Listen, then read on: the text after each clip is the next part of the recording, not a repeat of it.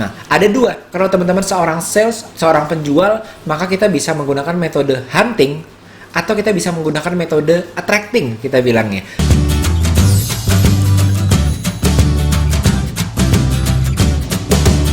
Kenapa ya kadang-kadang ada orang yang mengeluh, udah jualan sih, bahkan rajin jualan sih, tapi karena kita rajin jualan, kadang-kadang kita bingung, udah rajin jualan, tapi nggak pernah closing, nggak pernah mendapatkan penjualan. Kenapa ya? Nah, banyak sekali yang memiliki permasalahan seperti ini. Setiap hari kita sudah stick to the point, kita selalu jualan dan jualan lagi, tapi kok closingnya nggak lagi-lagi, bahkan bisa dikatakan jarang closing.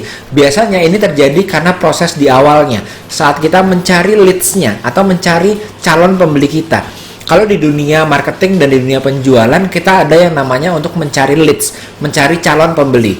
Nah, ada dua. Kalau teman-teman seorang sales, seorang penjual, maka kita bisa menggunakan metode hunting atau kita bisa menggunakan metode attracting, kita bilangnya.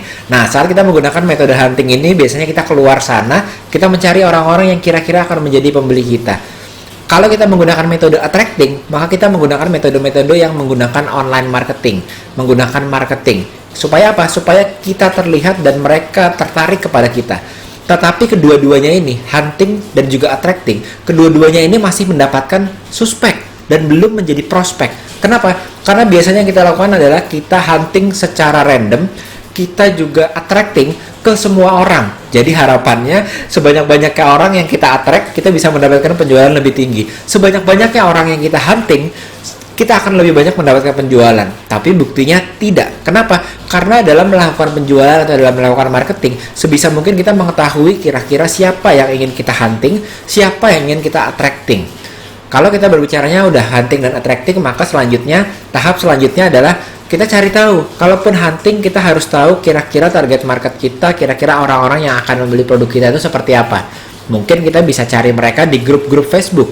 Mungkin kita bisa mencari dengan interest-interest yang mereka itu biasanya ngumpulnya itu kira-kira di mana. Atau mungkin kita bisa juga mencari ke grup-grup WhatsApp. Kira-kira mereka ngumpulnya di mana ya? Kita bisa hunting di mana ya?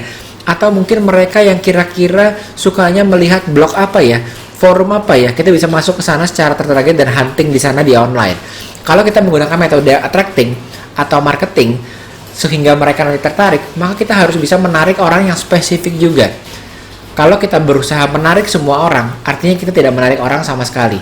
Kalau kita berusaha menarik mereka yang sukanya menggunakan sepatu untuk naik gunung, maka mereka memiliki daya tarik terhadap adventure, terhadap petualangan. Maka kita harus menawarkan ke mereka hal-hal seputar petualangan. Pastinya kalau kita berbicara petualangan, mereka yang tidak suka petualangan, bahkan tidak berpikir untuk berpetualang, nggak akan tertarik ya dengan kita ya.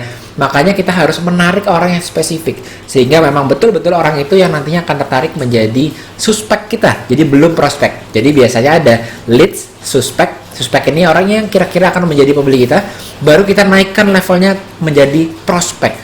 Artinya sudah lebih dalam kita mengenal mereka, dan baru selanjutnya kita bawa mereka untuk selanjutnya bisa dijadikan customer kita. Nah, banyak dari kita yang sudah menganggap suspek sebagai prospek. Kita menganggap bertemu saat kita hunting pasti mereka langsung jadi prospek kita.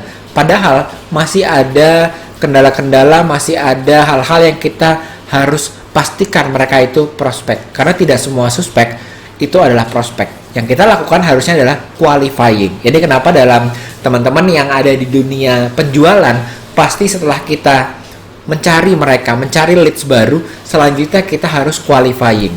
Apalagi teman-teman yang di bisnis jasa ya, teman-teman hanya bisa mendapatkan klien yang lebih baik, klien yang lebih berharga cukup tinggi atau premium jika bukan menerapkan yang namanya qualifying, bukan hanya menerapkan prospecting yang kuat, bukan hanya menerapkan hunting yang sering, bukan hanya menerapkan teknik attracting di marketing yang cukup luar biasa, tetapi di luar dari teknik hunting yang sudah dijalankan, teknik attracting dari marketing yang sudah dijalankan, ini yang harus kita filter, kita qualify.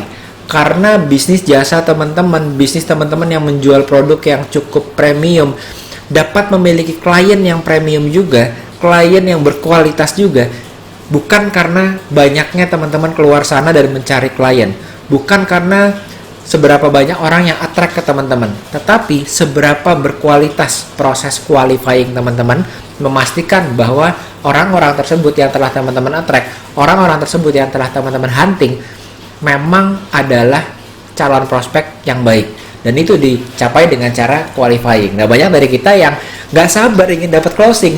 Makanya begitu kita langsung hunting, harapan kita semua orang yang kita hunting itu langsung jadi prospek tanpa proses qualifying. Nah, jadi buat teman-teman, harapannya teman-teman yang mungkin di bidang bisnis jasa, di bidang bisnis yang mungkin berjualannya itu service, berjualannya itu produk premium, terapkanlah proses qualifying yang nanti pada akhirnya akan membawa bisnis teman-teman ini lebih sustainable lagi, lebih berkelangsungan jangka panjang lagi. Kenapa?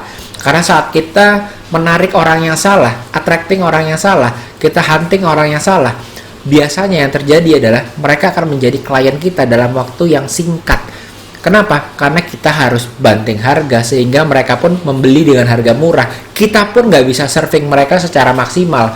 Pertanyaannya, kalau misalnya kita mendapatkan value yang sesuai dengan harga yang mereka berikan ke kita, apakah kita akan memberikan value maksimal ke mereka? Apakah kita akan deliver secara maksimal ke mereka? Jawabannya iya, karena kita mendapatkan harga atau dibayar sesuai dengan effort yang kita keluarkan untuk serving mereka. Tapi sayangnya kita tidak melewati proses qualifying yang baik, sehingga pada akhirnya kita mendapatkan klien-klien yang low quality. Dan oleh karena itu, saat ini teman-teman yang saat ini merasa seperti tadi, kayaknya saya sudah rajin jualan deh, tapi kok jarang closingnya. Saya sudah rajin jualan nih, tapi kok jarang terjadi penjualannya. Berarti teman-teman, nanti kita harus mengevaluasi dari tahap atas tadi.